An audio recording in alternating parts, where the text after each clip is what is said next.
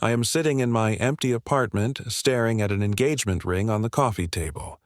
It does not belong on anyone's finger anymore. 3 months ago, I thought my life was perfect. I had a job I worked 6 years to build a woman I loved more than anything, and a brother I would have done anything for. I never thought the two people I trusted most would be the ones to destroy everything. But they did. And what happened next changed me in ways I could not have imagined. If you have ever felt betrayed by someone you loved, stay with me through this story. You might find something that helps you heal too. Before we continue, I would love to know where you are watching from. Drop a comment below and let me know your city or country. And if this story resonates with you, please hit that like button and subscribe to the channel. It really helps me keep sharing these experiences. My name is Brendan. I am 29 years old and I live in Portland, Oregon. For the past 6 years, I have been working at an architecture firm downtown. It was not easy getting here. I started as a junior draftsman right out of college, working long hours, learning everything I could. Slowly, I climbed my way up to a stable position. I was finally at a place where I could think about the future, about building a life. Every morning, I would wake up at 6 and go for a run through the park near my apartment. It cleared my head before the workday started. On weekends, I loved cooking. There was something peaceful about chopping vegetables, trying new recipes, creating something with my own hands. My life had a rhythm to it. It felt good. It felt right. 5 years ago, I met Sarah at a small coffee shop on Hawthorne Street.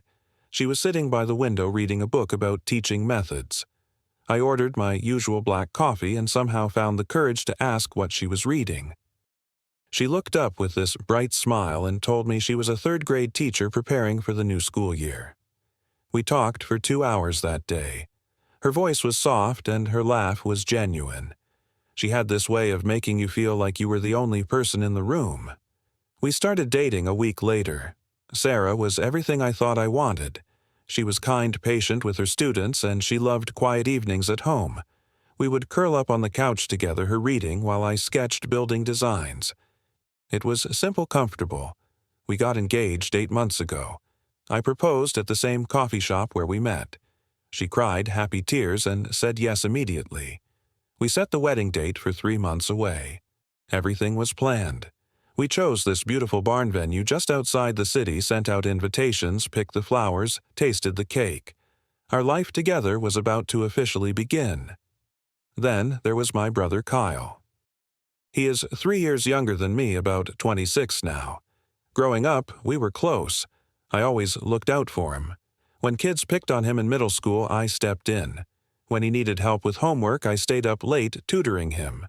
Kyle was always more outgoing than me, more social. He worked in marketing, though he changed jobs pretty often.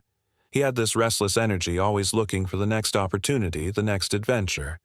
I thought it was just his personality. I never saw it as a warning sign. Kyle came over to our apartment often. He would join us for dinner, bring wine, tell funny stories about his co-workers. Sarah seemed to enjoy his company. She would laugh at his jokes, ask him about his day. I loved seeing them get along. It felt like my family was coming together. Kyle would joke about how lucky I was, how Sarah was too good for me. I would laugh and agree. I trusted both of them completely. But about a month before the wedding, things started feeling different.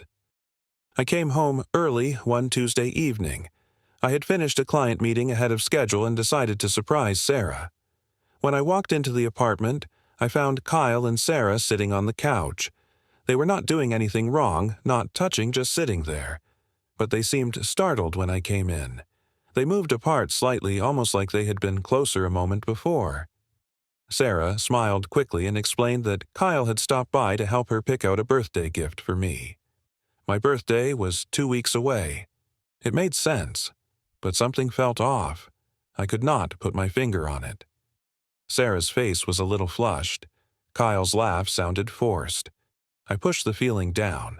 I told myself I was being paranoid, that wedding stress was getting to me. 2 weeks after that, I started noticing Sarah was slower to answer my calls. When I asked about her day, her answers were vague. She said she was busy at school, that the end of the year was always hectic with final projects and parent meetings. I believed her. I even felt guilty for bothering her with texts during work hours. I tried to be more supportive to give her space. 3 weeks before the wedding, Kyle asked me something strange. We were having lunch together at a deli near my office. He looked at me seriously and said, "Are you sure Sarah is the right person for you?" I was shocked. I asked him what he meant. He shrugged and said maybe I was rushing into things, that marriage was a big step. I got defensive. I told him Sarah was perfect, that I loved her, that I could not imagine my life without her. Kyle backed off immediately. He said he was just playing devil's advocate, that he was happy for me. But his eyes had this look I could not read. It unsettled me for the rest of the day. 2 weeks before the wedding, Sarah started spending more time on her phone. She would smile at the screen type quickly, then lock it when I came near. When I asked who she was texting, she said it was her maid of honor coordinating last-minute wedding details. That made sense, too. Weddings required a lot of communication. But one evening, I walked past her while she was texting, and I saw Kyle's name flash on the screen before she quickly turned the phone away. My stomach tightened. I asked if everything was okay. She said Kyle was asking about gift ideas for us. Another reasonable explanation. But the unease would not leave. 1 week before the wedding, Sarah canceled our final dress fitting. She said she was not feeling well, that her stomach was upset. I wanted to take her to the doctor, but she insisted she just needed rest. She seemed distant that whole week. When I tried to hold her hand, she would pull away after a few seconds. When I kissed her goodnight, she would turn her head slightly, so I caught her cheek instead of her lips. I told myself it was wedding nerves. Everyone said brides got anxious before the big day. Kyle became harder to reach, too. He would not answer my calls as quickly. When we did talk, he seemed tense, distracted. I asked if he was okay, if he needed anything. He said work was stressful. I offered to help, but he said he would figure it out. I missed my brother. I missed my fiancée. I felt like I was losing both of them, and I did not understand why. 5 days before the wedding, everything fell apart. I had spent the afternoon meeting with our wedding planner, finalizing the seating chart and timeline for the reception. The meeting ended earlier than expected, around 5:30 in the evening. I decided to head home and surprise Sarah. Maybe I could cook her favorite pasta dish, light some candles, help her relax before the wedding week madness really kicked in. I unlocked the apartment door quietly, planning to call out and surprise her, but I heard voices coming from the bedroom. I assumed Sarah was on the phone with someone. I walked down the hallway, ready to wave hello and start cooking. I pushed open the bedroom door. Kyle was sitting on the edge of our bed. Sarah was next to him, tears streaming down her face. Kyle was holding her hand. I froze. My brain could not process what I was seeing. It was not what you might think. They were not kissing. They were not undressed. But the intimacy of the moment, the way he held her hand, the way she leaned toward him, it was enough. It was more than enough. "What is going on?" My voice came out strangled, barely above a whisper. They both jumped. Sarah pulled her hand away from Kyle's. She looked at me with wide, terrified eyes. Kyle stood up quickly, his face pale. "Brendan." Kyle started. His voice was shaking. "We need to talk." "Talk about what?" I could feel my heart pounding in my chest. My hands were cold. Every instinct told me to turn around, to walk away, to not hear what was coming next. Sarah was sobbing now, her hands covering her face. She could not speak. Kyle took a step toward me, and I took a step back. "Something happened between us," Kyle said. The words hung in the air like poison. Between me and Sarah. I felt like someone had punched me in the stomach. I could not breathe. I looked at Sarah, waiting for her to deny it, to tell me Kyle was lying, that this was some sick joke. But she just cried harder. "What do you mean something happened?" I needed him to say it. I needed to hear the words. 3 months ago, Kyle continued. His voice was barely steady. "We were here. You were working late on that hospital project. Sarah and I had some wine. We were talking, and it just happened. I am so sorry. 3 months ago. 3 months. While I was working late, trying to secure a promotion so I could provide better for our future, my brother and my fiancée were here, in our home, in our bed. Once, I asked. My voice sounded hollow, like it was coming from far away. Kyle looked at the floor. Sarah shook her head. Not just once, Sarah whispered. It kept happening. I did not know how to stop it. I tried. I really tried, but I could not. The room tilted. I reached for the doorframe to steady myself. Not just once, multiple times, for 3 months, while I was planning our wedding, while I was imagining our future, while I was trusting them both with everything I had. Why are you telling me this now? I needed to understand. The wedding is in 5 days. Sarah looked up at me, her face red and swollen. Because I am pregnant. The world stopped. Every sound disappeared. I stared at her, unable to form words. I found out 3 weeks ago, she continued, her voice breaking. I took the test. It is Kyle's baby. I know it is his. 3 weeks. She had known for 3 weeks and said nothing. We had gone to dinner. We had talked about honeymoon plans. We had finalized the guest list. And the entire time she was carrying my brother's child. I looked at Kyle. He was crying now, too. I did not plan this, he said. I never meant for any of this to happen. But now that it has, I realize something. He paused, wiping his face. I love her, Brendan. I know that sounds insane. I know I have destroyed everything. But I love her. And I want to marry her. I want to raise this baby with her. The words were knives. Each one cut deeper than the last. My brother loved my fiancée. He wanted to marry her. He wanted the life I had planned. Sarah reached toward me. Brendan, please, I still love you. I do not want to lose you. Maybe we can figure something out. I can end the pregnancy. I can cut Kyle out. We can still get married. We can pretend this never happened. I stared at her hand outstretched toward me. She was offering to end a pregnancy, to erase my brother from our lives, to pretend, as if any of that was possible, as if I could ever trust her again, as if I could ever look at either of them without seeing this moment. Get out.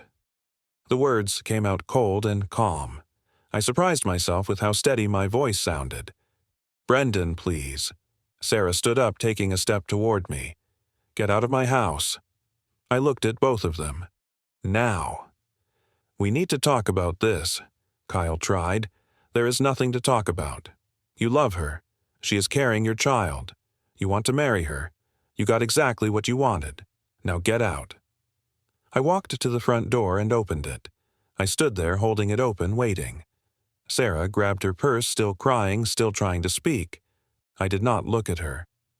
Kyle walked past me, pausing as if he wanted to say something.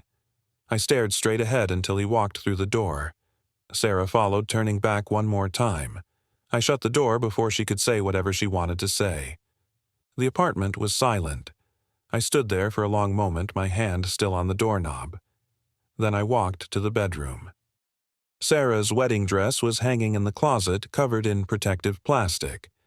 The boxes of wedding favors we had assembled together were stacked in the corner. The framed photo of us from last Christmas sat on the nightstand, both of us smiling like we did not have a care in the world. I sat down on the floor, my back against the bed. I did not cry. I could not. I just sat there staring at nothing, feeling absolutely nothing. My mind was blank. My chest felt hollow. Everything I thought I knew had been a lie. Everyone I thought I could trust had betrayed me. And in 5 days I was supposed to marry someone who had been sleeping with my brother for 3 months. I did not sleep that night. I sat on the couch in the dark, replaying every moment of the past 3 months. Every time Kyle came over for dinner. Every time Sarah smiled at her phone. Every excuse, every explanation, every lie. It all made sense now. The signs had been there. I had just refused to see them. Around 4 in the morning, something shifted inside me. The numbness began to lift, replaced by clarity. I thought about my parents. They had both passed away years ago, my father from a heart attack when I was 23, my mother from cancer 2 years later. They were not here to talk to. There was no family gathering where we could hash this out. It was just me now. I thought about what Kyle had said. He loved Sarah.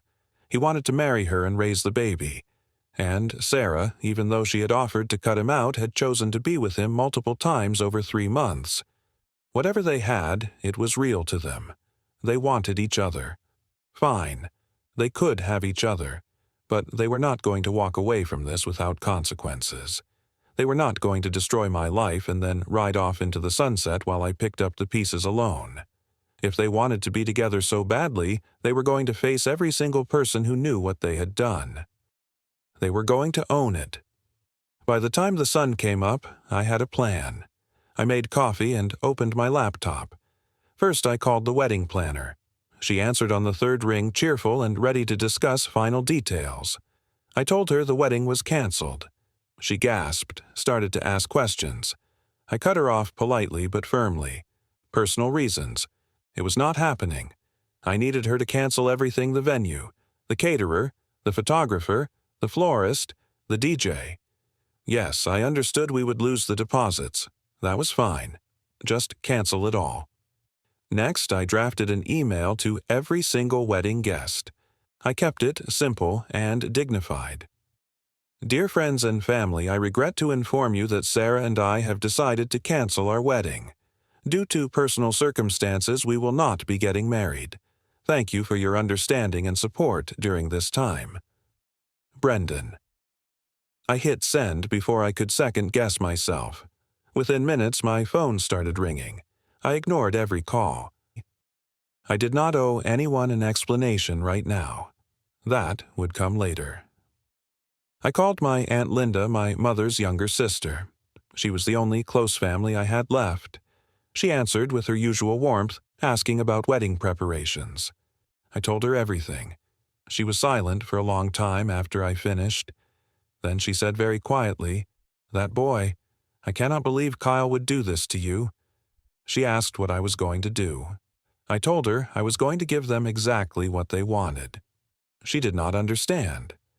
I explained that they wanted to be together, so I was going to let them be together, but everyone was going to know what they did to get there. Aunt Linda was quiet again, then said, "You are stronger than I would be." We talked for another hour. She offered to come stay with me. I told her I needed to do this alone, but I appreciated her. My phone was exploding with calls and texts. Sarah had called 37 times. Kyle had called 22 times. I ignored them all. Finally, Sarah sent a text. "Please, Brendan, we need to talk. I made a mistake. I love you. Please give me a chance to fix this." I stared at the message for a full minute. Then I typed back, "You wanted to be together. Congratulations. Now deal with the consequences." I blocked both of their numbers immediately after sending it.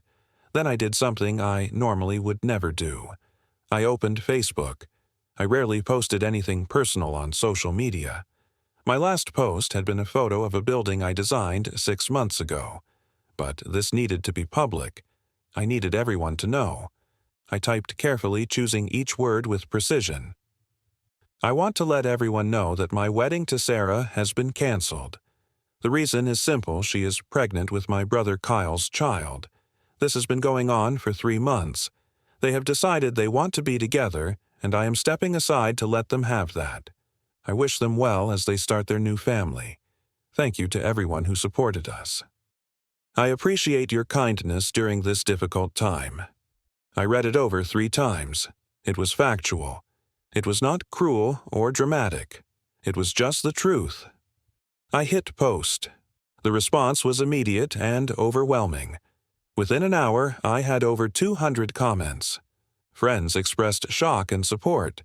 Family members tagged Kyle and Sarah demanding answers. My cousins were furious. Former classmates could not believe it.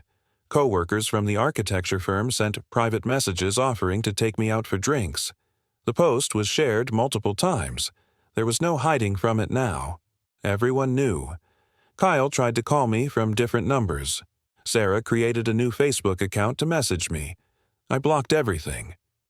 Aunt Linda called to tell me that Kyle's phone was being bombarded with angry messages from relatives.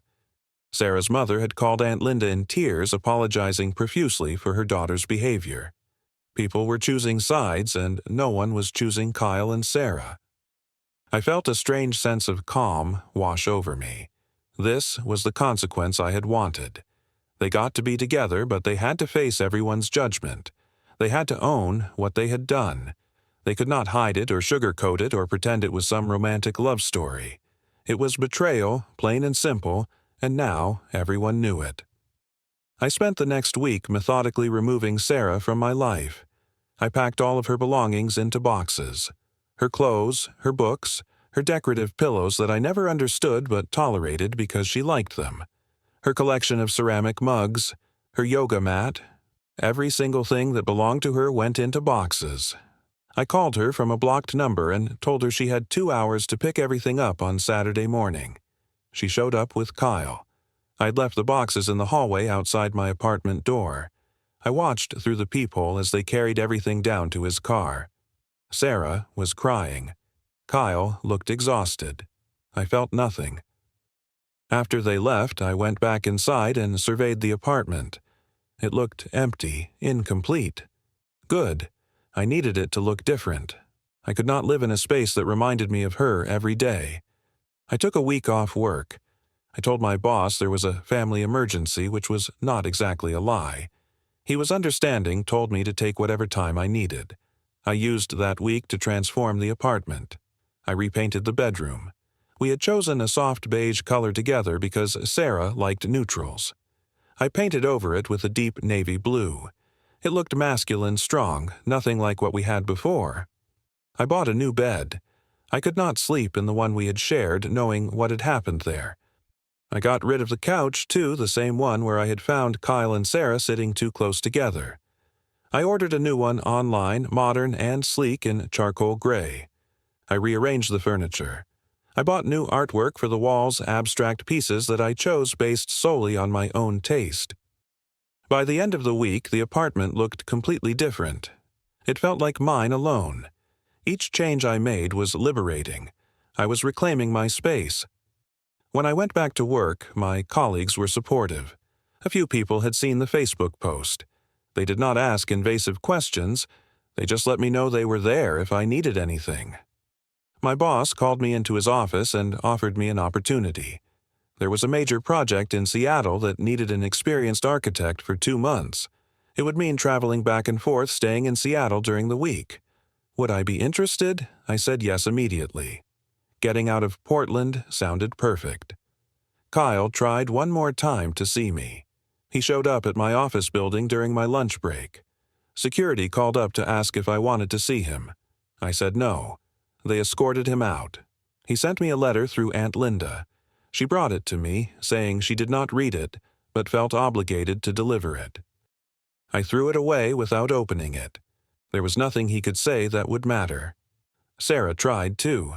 She came to the apartment one evening, knocking softly, saying my name through the door. I sat on my new couch in silence until she left. Later, I heard from a mutual friend that Sarah had quit her teaching job. The scandal had spread through her school. Parents had complained. Her principal had suggested she take a leave of absence. She and Kyle moved in together officially. They were trying to make it work. Everyone was judging them. No one from our families would talk to them. They were isolated together, facing the consequences of their choices. I sent one final communication through my lawyer. Not a lawsuit, just a formal letter. It stated clearly that I wanted no further contact from either of them. No calls, no visits, no attempts to reach out through others. If they violated this, I would pursue a restraining order. The letter was delivered to the address where they were now living together. I never heard from them again. 2 weeks later, Aunt Linda told me they had gotten married at the courthouse. No ceremony, no guests, just them and a witness they found there. She was 4 months pregnant at that point, starting to show. Kyle's income was unstable and Sarah was no longer working. They were struggling financially. They had wanted to be together so badly, and now they were. But it was not the fairy tale they had probably imagined. It was hard, lonely, and weighted with everyone's disapproval. I felt satisfied. Not happy, but satisfied. They got what they wanted, and they got exactly what they deserved. 3 months after everything fell apart, I was spending most of my time in Seattle. The project there was going incredibly well. I was designing a sustainable housing complex, something innovative that could actually make a difference in the community.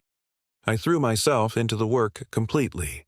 I stayed late at the office, refining plans, meeting with contractors, solving problems. My boss noticed. He commented multiple times on the quality of my work, said it was some of the best he had seen from me. The team in Seattle did not know my history. To them, I was just Brendan, the architect from Portland, who was helping on this project. We would go out for drinks after work sometimes. They invited me hiking on weekends. I went. I discovered I actually enjoyed their company.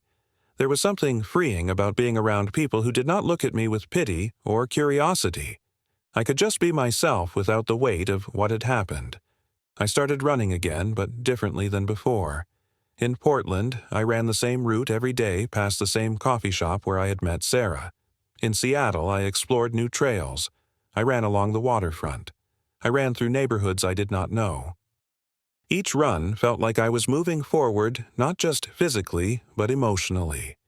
I began keeping a journal. I had never been much of a writer, but something about putting my thoughts on paper helped. I wrote about the betrayal. I wrote about the anger. I wrote about the moments when I felt okay and the moments when I did not. Over time, the entries became less about them and more about me. What did I want for my future? What kind of person did I want to be after this? What had I learned? I read books about healing from betrayal. I learned that forgiveness did not mean I had to let them back into my life. It meant I had to stop letting what they did control me. I learned that trust could be rebuilt, but it took time and the right people. I learned that being alone was not the same as being lonely. One morning, about 4 months after the breakup, I went for a run before work. It was a beautiful day, clear skies, cool air. I ran for 6 miles without thinking about Sarah once. When I realized that I actually stopped running and stood there on the trail taking it in. 2 days.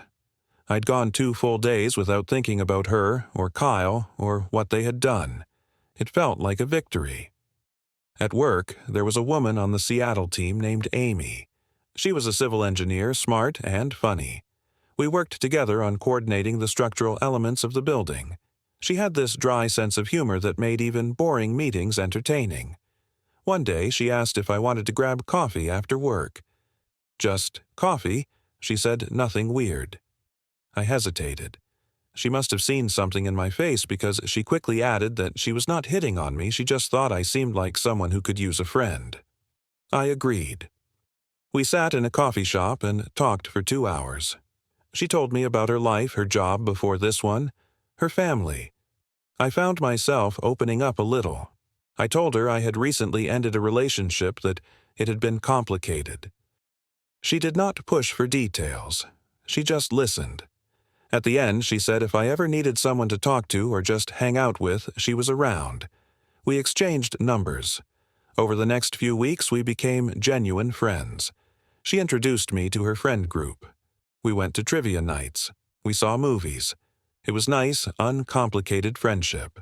She never asked about my past unless I brought it up. She treated me like a regular person, not someone damaged. Through Amy, I started to believe that I could trust people again. Not blindly, not naively, but carefully. I could let people in without giving them the power to destroy me. It was possible to build connections without losing myself in the process.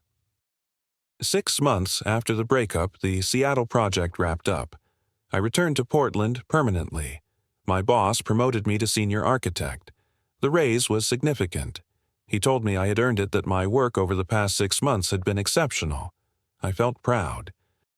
Not just of the promotion, but of the fact that I had kept going. I had not let what happened stop me from building my career. Back in Portland, I reconnected with old friends. They had given me space when I needed it, but now they welcomed me back. We picked up where we left off. I joined a recreational basketball league. I started taking a woodworking class on weekends. I was building a life that was entirely mine, filled with things I chose, people I chose, activities I chose. I was not trying to fit into someone else's vision of what my life should be. This was my vision. I heard updates occasionally through Aunt Linda. She still kept in touch with some people who knew Kyle and Sarah. Their baby had been born a girl. Kyle had finally found a more stable job, but money was still tight. Sarah was staying home with the baby. They were doing okay, she said, but it was hard. They rarely went out. Most of their old friends had distanced themselves. They were building a life together, but it was isolated and difficult. I felt nothing when I heard these updates. No satisfaction, no anger, no sadness. They were just two people I used to know living their lives somewhere else. What they did to me was a part of my past now, not my present. I had moved on in a way I did not think was possible 6 months earlier. One Saturday afternoon, I was at the grocery store buying ingredients to try a new recipe. I was thinking about whether I needed fresh basil or dried when I heard someone say my name. I looked up. Sarah was standing there about 15 feet away. Her hair was different shorter. She was thinner than I remembered tired looking. She was holding a baby on her hip, a little girl with dark curls. We made eye contact. She opened her mouth to say something. I could see the apology forming on her lips, but I did not want to hear it. I did not need it. I gave her a small nod, the kind you give to an acquaintance you barely remember. Then I said very calmly, "I hope things work out for you."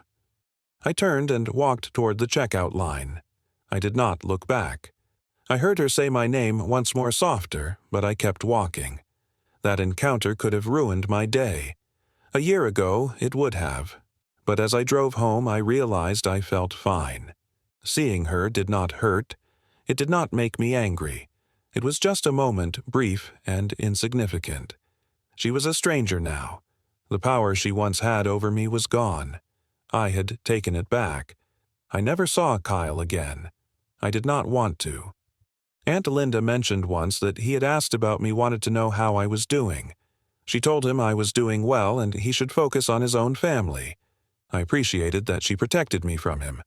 Some bridges once burned should stay burned. It has been a full year now since I found Kyle and Sarah in my bedroom. I am sitting in my apartment, the one I completely transformed, and I am thinking about everything that happened. The place looks nothing like it did when she lived here. The navy blue walls, the modern furniture, the abstract art I chose. Every corner of this space reflects who I am now, not who I was trying to be for someone else. I have learned a lot this year. I learned that the most painful betrayals come from the people closest to you. I learned that you cannot control what others do, only how you respond. I learned that walking away from people who hurt you is not weakness. It is strength. When I decided to give Kyle and Sarah what they wanted, people thought I was being passive. Some friends said I should have fought harder, that I should have tried to win Sarah back or at least made Kyle pay in some dramatic way. But they did not understand. Letting them be together was not about giving up. It was about refusing to hold on to something that was already poisoned. They wanted each other fine. They could have each other and everything that came with that choice. The consequences were not ones I inflicted. They were natural results of their actions. When everyone found out what they did, Kyle and Sarah faced judgment from family and friends. They lost relationships. They lost respect. They had to build a life together under the shadow of how that life began. I did not have to punish them. Their choices did that for them. All I did was tell the truth and step aside. I learned something crucial about forgiveness, too. For months, people asked if I had forgiven Kyle and Sarah. I did not know how to answer. Forgiveness felt like it meant saying what they did was okay, and it was not okay. It would never be okay. But I came to understand that forgiveness is not about them. It is about me. It is about releasing the hold that their betrayal has on my life. I do not wish them harm. I do not spend my energy hating them. I have simply moved on. Maybe that is what forgiveness actually looks like. I also learned to value myself differently. Before Sarah, I think I defined my worth by my relationships. I was a good son when my parents were alive. I was a good brother to Kyle. I was a good boyfriend then, a good fiancé to Sarah. But when those relationships fell apart, who was I? This year forced me to answer that question. I am Brendan. I am an architect who creates meaningful spaces. I am a friend who shows up for people. I am someone who can be hurt deeply and still choose to keep going. That is who I am, independent of anyone else.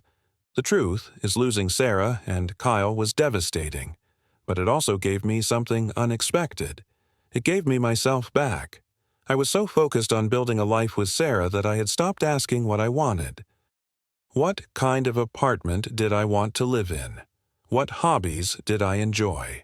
What did my ideal weekend look like? I had been folding myself into her preferences, compromising on things that mattered to me. Now I only answer to myself. The freedom in that is something I had not anticipated.